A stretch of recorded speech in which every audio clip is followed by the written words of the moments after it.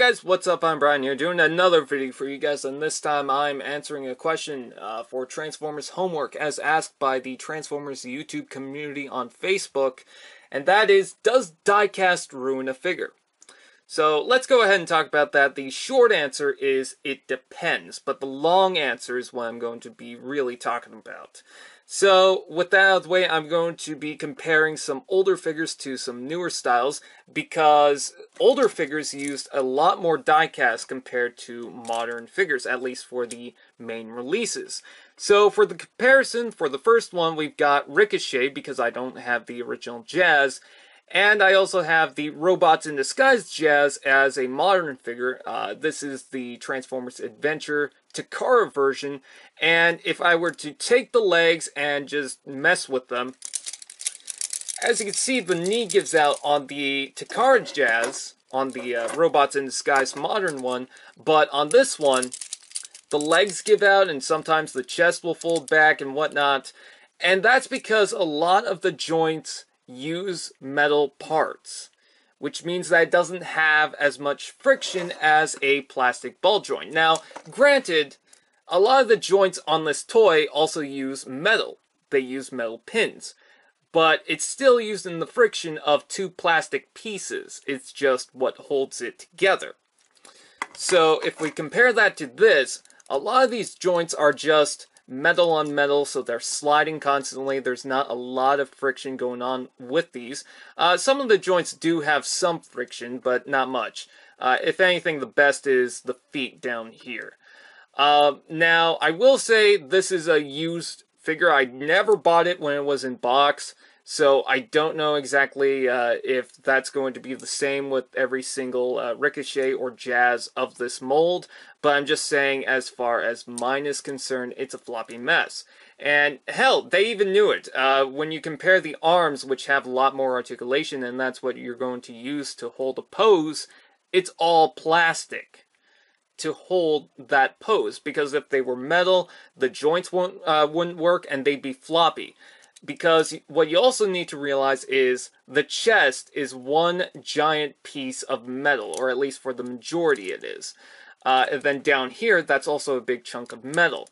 So that all flops around and it's all heavy, so the joints can't really hold it in place. Thank God it clicks into place when it goes up to here, but this doesn't really hold too much.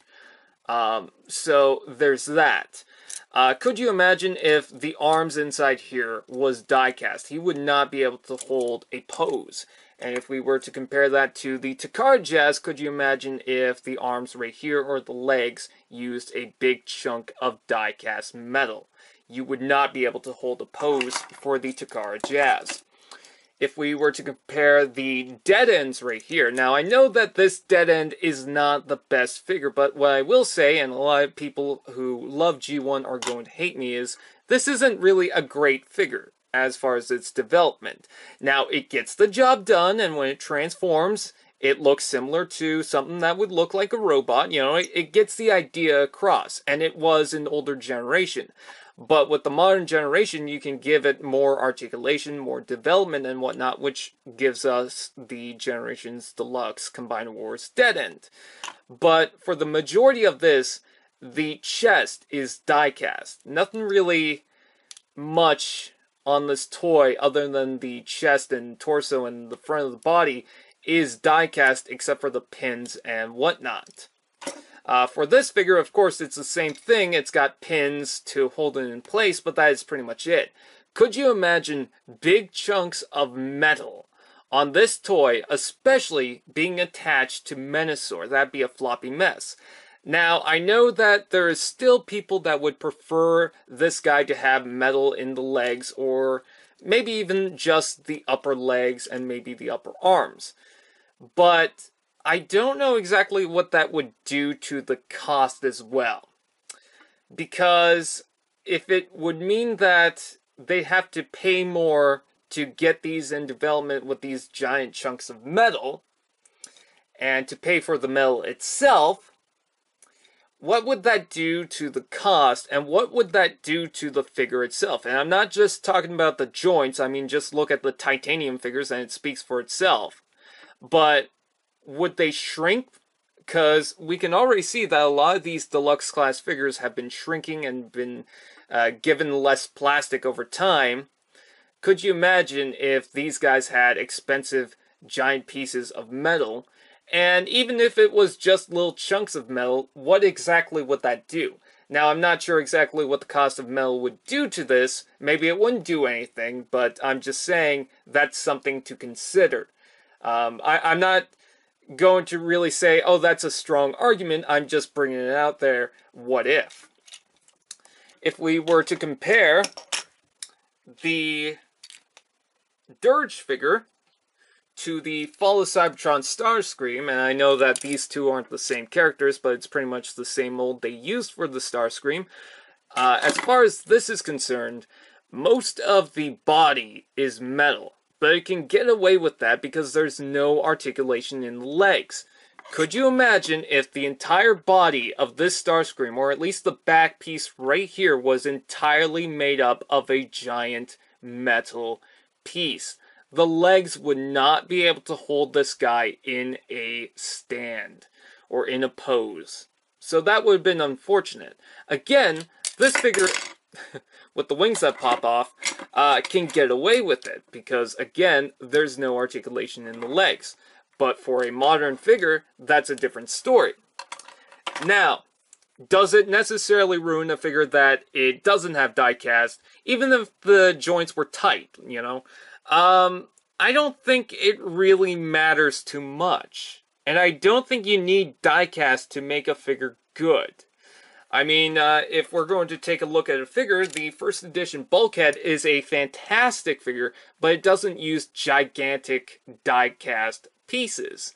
But it still does a good job. And it's because of the engineering and the designers. And everything that they did for this toy is fantastic. And again, it doesn't need those giant metal pieces. Now, if we were to compare that to the Masterpiece Shockwave, this is something that does need those die-cast parts. Because it's got this giant beam right inside here that holds some of the electronic pieces in place, and also that's a giant stem. If that was plastic, it would probably break. And also, he has metal in the feet.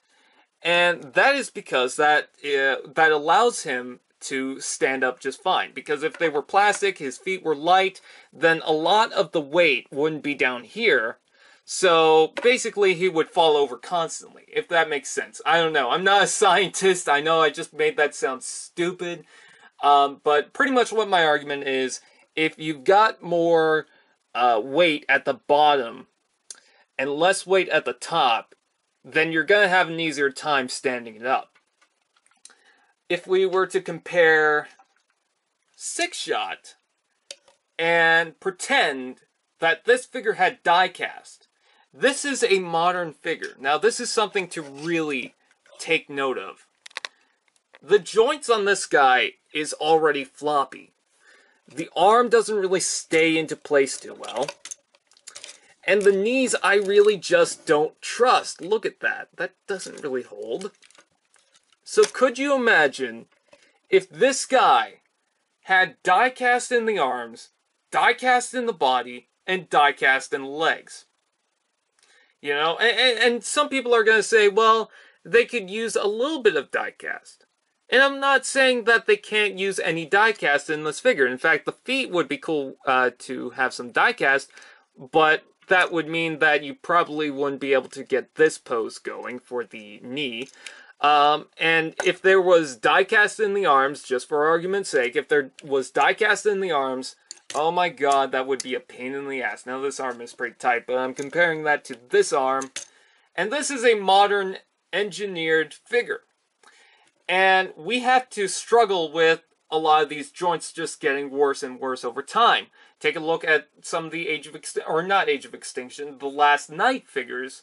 And they've been having a lot of quality control issues. I've been seeing people compare the Age of Extinction Grimlock to the Transformers The Last Knight Grimlock, and a lot of the joints have been wearing down.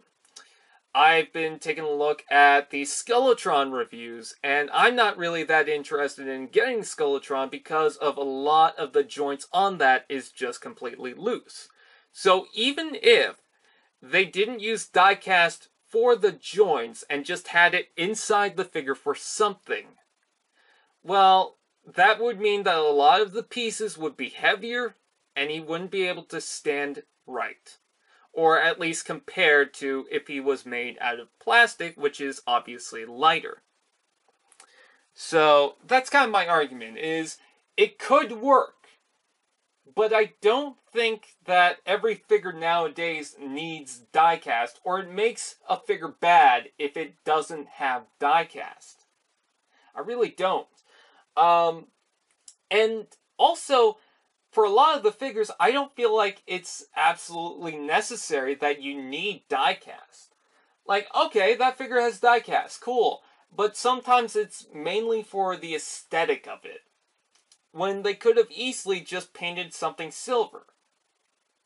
And sometimes they even paint over the metal pieces. Like, on the Shockwave, everything that's die-cast on this toy, except for the screws and whatnot, are purple or this gray. So, I guess it doesn't really need to be metal aesthetic-wise. For the design itself, yes, it does need to be metal. As I said before, the stem so that it doesn't break in the feet, so that the weight is at the bottom.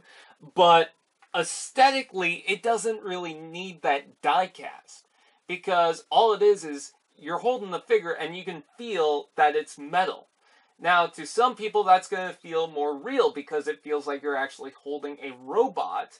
But when a lot of the other Transformers toys already are made up of mostly plastic, is it really that different that you have one figure that has quite a bit of die-cast in it? You know? Does it really change anything?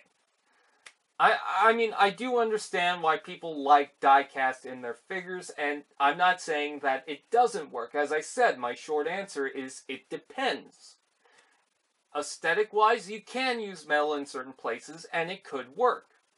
But I think as far as modern figures, because a lot of people are complaining that modern figures aren't as good as some of the older figures, I feel like the modern figures are doing just fine with the plastic itself, and for the majority being plastic, compared to if it was die-cast.